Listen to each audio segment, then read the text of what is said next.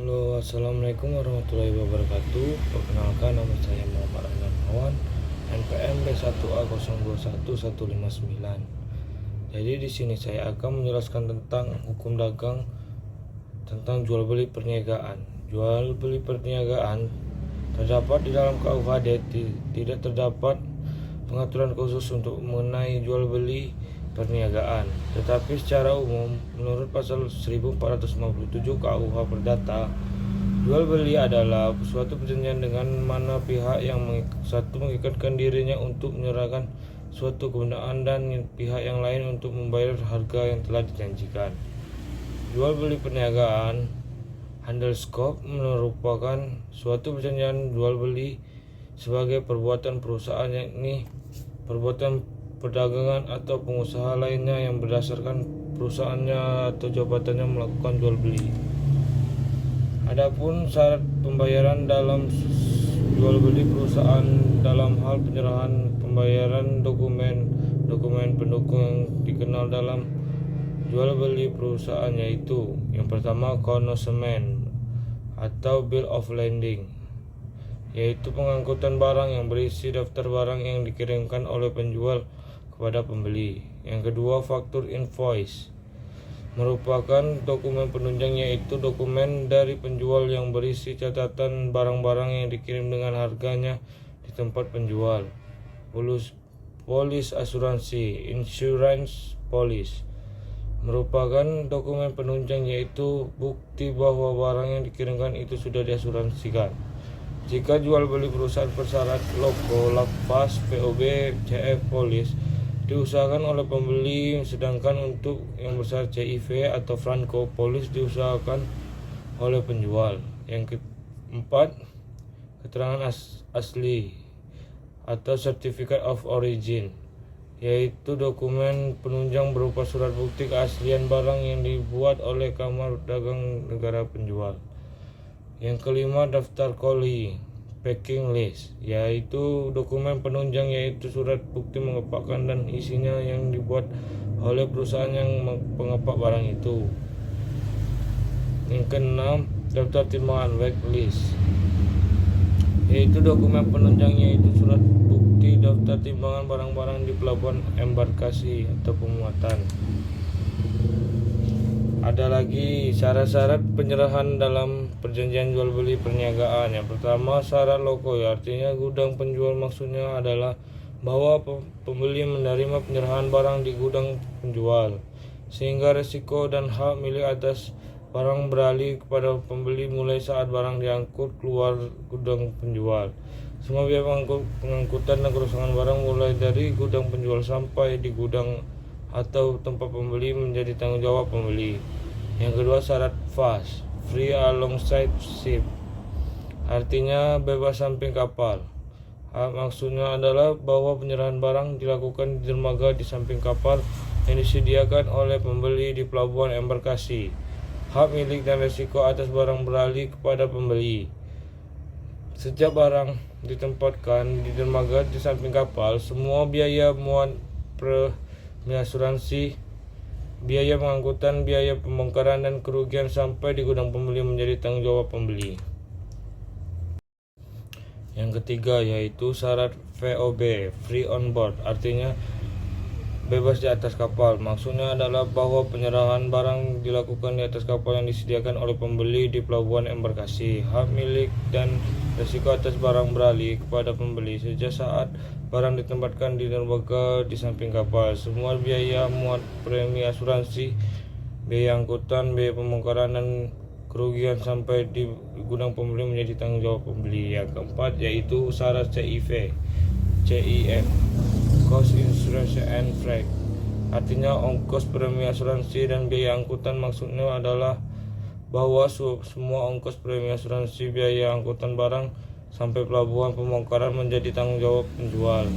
Penjual harus mengantarkan barang sampai di pelabuhan pembeli. Risiko atas barang beralih kepada pembeli sejak saat barang ditempatkan di atas kapal di pelabuhan embarkasi. Yang kelima, syarat CF, cost and freight, artinya ongkos dan biaya angkutan, yaitu premi asuransi yang menjadi tanggung jawab pembeli. Yang keenam, yaitu syarat Franco, yaitu bahwa penjual harus menyerahkan barang di gudang pembeli, hak milik dan beralih kepada pembeli pada saat barang berada di gudang pembeli.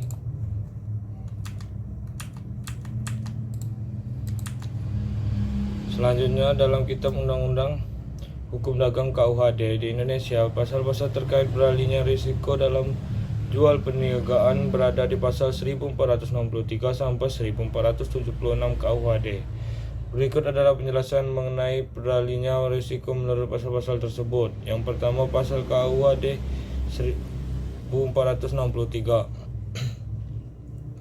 Menurut pasal ini, risiko kerugian atau kerusakan pada barang beralih dari penjual ke pembeli pada saat penyerahan barang dilakukan. Penyerahan barang dapat berarti penyerahan fisik atau penyerahan simbolik seperti penyerahan kunci dan surat kepemilikan. Yang kedua, pasal 1464 KUHD. Pasal ini menyatakan bahwa jika penjual menyerahkan barang kepada pengangkut untuk pengiriman ke pembeli, risiko kerugian atau kerusakan tetap ditanggung oleh penjual hingga barang tiba di tempat tujuan. Yang ketiga, pasal 1465 KUHD. Pasal ini menyebutkan bahwa jika menunda penyerahan barang atau yang telah siap untuk diserahkan, risiko kerugian atau kerusakan pada barang tetap menjadi tanggung jawab pembeli. Yang keempat, pasal 1466 KUHD. Menurut pasal ini, jika barang yang dijual telah diserahkan kepada pembeli dan pembeli menolak menerimanya tanpa alasan yang sah, risiko kerugian atau kerusakan tetap menjadi tanggung jawab pembeli. Yang kelima, pasal 1467 sampai 1476 KUHD. Pasal-pasal ini mengatur tentang pengecualian atau penyusunan risiko bila terjadi keadaan khusus seperti kebakaran, pencurian, kecelakaan, atau kejadian luar biasa lainnya yang dapat mempengaruhi barang yang diperdagangkan. Selanjutnya yaitu contoh kasus dan analisisnya.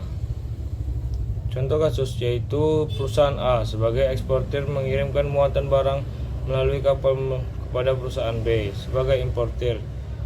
Sebelum pengiriman, perusahaan A menerbitkan bill of lading kepada perusahaan B yang berfungsi sebagai bukti kepemilikan muatan dan kontrak pengiriman antara kedua belah pihak. Namun, ketika kapal tiba di pelabuhan tujuan, perusahaan B menemukan bahwa muatan barang yang dikirimkan tidak sesuai dengan jumlah atau kondisi yang tercatat dalam bill of lading. Dalam kasus ini, perusahaan A dapat dianggap melakukan wan prestasi atau pelanggaran kontrak dalam hubungan bill of lading. Wan prestasi dapat terjadi jika muatan barang yang dikirim tidak sesuai dengan persyaratan yang diatur oleh bill of lading, seperti jumlah yang salah satu atau barang fisiknya yang rusak. Hal ini dapat menyebabkan kerugian bagi perusahaan B, baik dari segi nilai barang yang hilang maupun biaya tambahan yang mungkin dikeluarkan oleh mengatasi situasi ini.